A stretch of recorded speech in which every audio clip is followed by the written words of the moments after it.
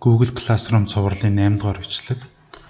За одоо бид Stream tab дээр одоо юу болдог талаар хэдүүлээ сонирхъя. За Stream дээр бол одоо үндсэн Classroom-ийн маань бол үндсэн мэдээлэл байна. За энэ дээр бол Classroom-ийн одоо нэг ингэж юу харагдчихна, лого байна. За ингээд доошоо гэдэг хамт Classroom-ийн нэмэлт мэдээллүүд байна. Одоо өөрөөр хэлбэл Classroom анх үүсгэхдээ асуусан 4 юмны маань бол одоо 2 нь энд, 2 нь одоо энд байна гэсэн үг. За тэгээд энэ select them гэдэг одоо энэ 6 бид нар мөн солих боломжтой. За жишээ нь энэ бол одоо юуны хичээлч байд тэ.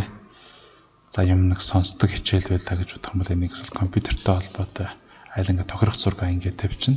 За math science гэдэг энэ ч бас мөн бүлгэлцсэн байна.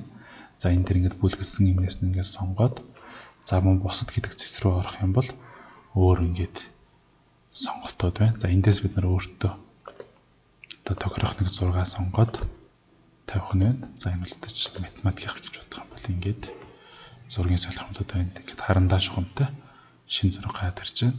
За эсвэл бүр ингээд өөрөө шинэ зураг ингээд аплод хийх боломжтой.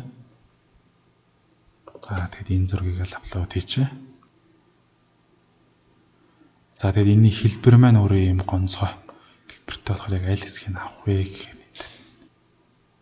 За одоо ингээд аваад энэ хэсгийг авъя гэд сонгох юм бол за энэ хэсэг маань мөн одоо ингээд change юм буюу одоо ингээд өөрчлөгдөж байна. За ийм байдлаар ингээд апдейт хийгээд явчих боломжтой. За энэ доотлолт нь байгаа энэ өргөн хэсгүүд нь бол яг энэ Classroom дээр юу болсон бэ? Хин юу хийсэн бэ гэд тэр нь гарч ирж байгаа. Энд ч бичсэн постууд байж болно. Эсвэл нэг хийсэн Classroom-ийн сурагчдын асуусан биш ээ. Одоо classwork дээр үүсгэсэн шинэ assessment-ууд бас байж болно гэсэн үг. За мөн одоо арай шалгуулаагүй байгаа assessment-ууд нь болохоор энэ чинь ингэж гарч ирнэ. За энэ сурагч дээр яаж харагдах вэ гэхээр ийм байдалтай харагдана. За энэ хугацааны үнэлгээ гэдэг миний сүүлд үүсгэсэн үнэлгээг одоо ингээд маргаашийн дотор хийх хэрэгтэй байна гэд ингэж гарч ирж байна. За энэ дээр ингээд харах юм бол 100 оны даалгавар байна. За энэ дээр нь одоо ингээд юм бичсэн үүсгээд хийх гэсэн байх юм тэр энэ дээр гараад ирнэ. Харин багштай зориулсан бас тусдаа коммент явуулах бол одоо энэ дээр бас бичээрэй гэсэн. Энэ бол ингээд private comment гэж байгаа.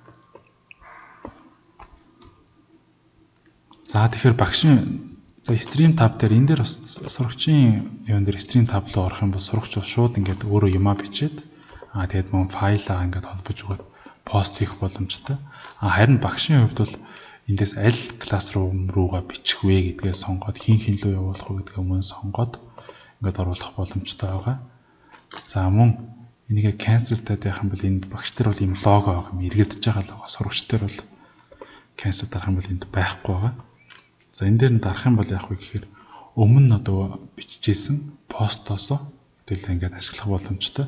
За энд бол одоо ингээд өмнө ашиглаж бичижсэн пост бол байхгүй юм байна. За энэ гэх юм бол энд нь миний анхны пост гэдэг ингээд энэ чинь нэг линктэй гэж бодъё. За энэ календарын линкийг авч тавиад одоо ингээд энийг постлчих юм бол би одоо өмнө нэг пост оруулж исэн гэсэн үг.